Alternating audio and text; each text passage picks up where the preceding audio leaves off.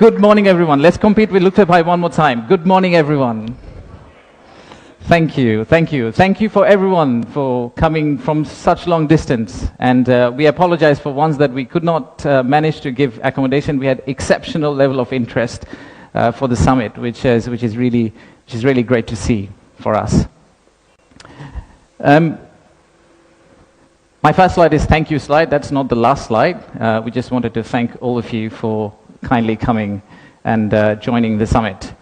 So the purpose of the summit is today, sitting in this forum, we would like to say that we are open for business and we're really committed to win business from all of you. And to do that, we have already thrown Lutfi Siddiqui at you, not literally but verbally. We'll also throw a Nobel Prize winner at you. We'll do anything to make sure that we win business from you. But first, I would like to take you to future. Let's think about a movie, Back to the Future. Let's go into that set and imagine that we are in 2035. In 2035, how would Bangladesh look like? You'll all be here again. My successor is going to be here presenting. That will be the 10th investment conference for us. And in that conference, we will not be talking about a rising economy, but we'll be talking about a regional manufacturing powerhouse. A country that's connecting east to the west, a bridge that connects Himalayas to Bay of Bengal, a manufacturing hub that is infested by global investors and local investors who are now exporting to the rest of the world. That vision, that imagination is what's driving us today. But it all started actually about 8 months ago. So from the future, let's go back in time to August 5th, 2024. It's a personal story for almost all of us. Unfortunately, I was in Singapore in an investment banking trading room, but my family was here. My wife was on summer holidays. My brother, who came from Cambridge for summer holidays as well, they were all out on street, part of the protest. So at around noon, Singapore time, I asked them, what's going on? What's happening in Dhaka? So what they did was they were part of a crowd. They looked forward, they took a selfie.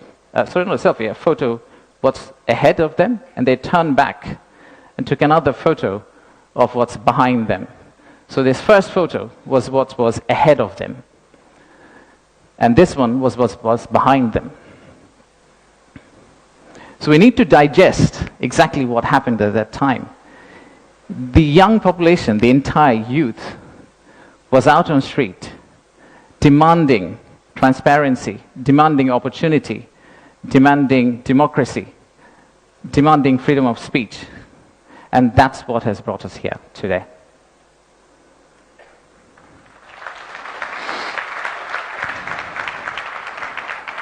So today, the expectations are very high. The young population of our country, they're global.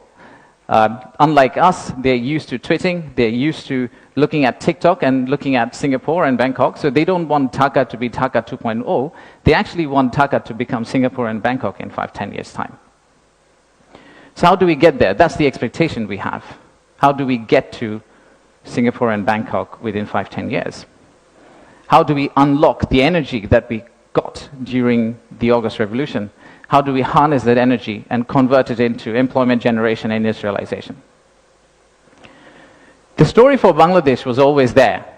A lot of you already know about it. We have 180 million domestic market. We have a young population. Almost half of it is less than 25 years old. The middle and affluent class is about 35 million people, which is as big as the Malaysian total population. We have many, many other factors that has led to where we are today.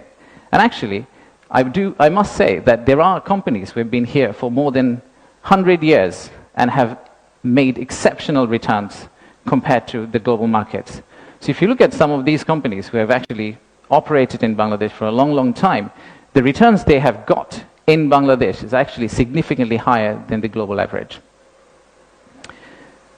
And today, we also have a fantastic news that one of our own startups called ShopUp, the news came out about an hour ago in Bloomberg that the Saudi sovereign PIF, their investment arm called Sanabil Investments, they have actually co-led a round of $110 million US, along with Peter Thiel's Valor Ventures, to invest in one of our own startup to go global. So let's give a big round of applause to ShopUp.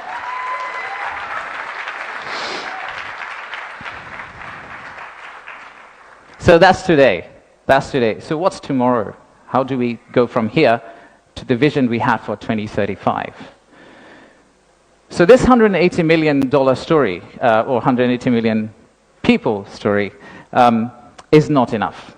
I think we need to redefine market. We believe the market is actually much larger. When we talk about market, we should be talking about a much larger regional market which you could potentially serve out of Bangladesh.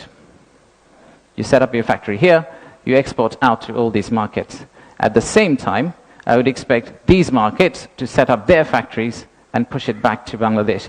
Use the ports of Bangladesh and potentially export out to the rest of the world. So the narrative that we've had of why invest in Bangladesh is not really a domestic market 180 million story. It is a regional story and it's a global story. To further strengthen ourselves, we have decided to enhance our port capacity. In Chittagong area, what you see now, we are actually tripling that within the next few years, which is essentially allow this region to consider Bangladesh as one of the biggest logistical hubs. However, that's not all. We need to do a lot more. So at the beginning of interim government's period, we actually decided to talk to more than 200 CEOs and entrepreneurs who actually are doing business in Bangladesh today. And we wanted to understand how can we convert our critics into our ambassadors. They are the only ones who could potentially bring business for us. They are the only ones who, if they've traveled abroad and say Bangladesh is a great place for business, that's when we are likely to get more investment. So we divided all their complaints into two groups, or the solutions that came out of their complaints. The list of challenges are very long. It's from the earth to the moon and back.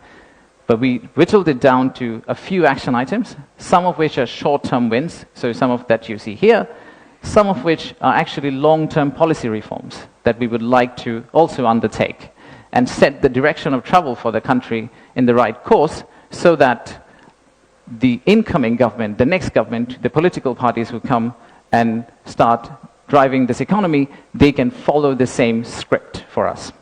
I'll give you a few examples. Let's start with, we talked about a true one-stop service. There are two elements of one-stop service. The first one is the human element, and then there is the digital element. In the human element piece, what we have decided to do is we are going to co-locate the primary agencies, the high touchpoint agencies for our investors in one location. So that instead of the investors walking around different ministries, and we have a lot of them in Bangladesh, they all come to one office and they end up meeting everyone. We've also decided, like banks, and I am from banking, I guess that helped, that we are going to set up a relationship management team under BIDA. What it would essentially do is, just like a corporate banking, relationship banking manager, he would hold hand of the investor and walk them around the landing process. Let's take another example. Our friends in National Board of Revenue helped us set up the authorized economic operator. It's essentially the green channel, or widely known as the green channel setup, where if you're a good customer, you are able to circumvent some of the custom checks and fast track your process through the ports.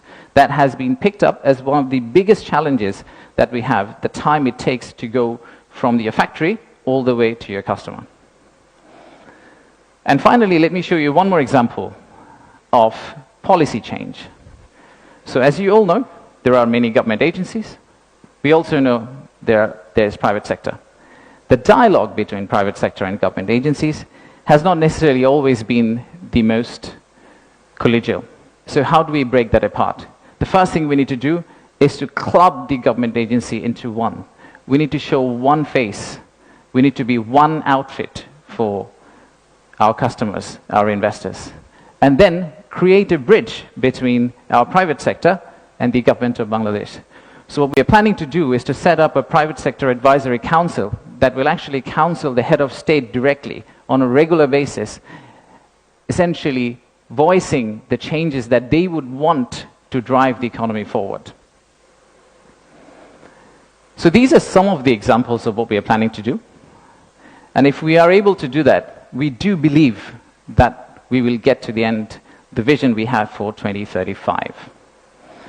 Now, of course, there are many, many other factual reasons, statistics, tables, Excel files that I can share with you to tell you why you should invest in Bangladesh. In fact, the next slide will have a QR code which you can scan and download, which will have essentially this presentation. So you didn't have to take the photos of the presentation, by the way. You will have this presentation, and you will also have an appendix of facts and figures and why we think competitively we're actually in a very better place than our competitors. So please watch out for the QR code. But before I go there, I would really like to finish off with this. There are economic reasons to invest in Bangladesh, but I really don't want you to invest in Bangladesh for the economic reasons.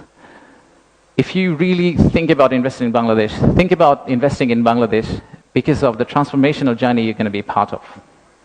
For the odd mixture of warmth and resilience our people have,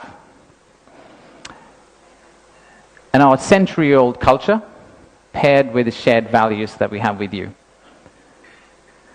So I rest my case here. Thank you very much for coming, and enjoy the rest of the day.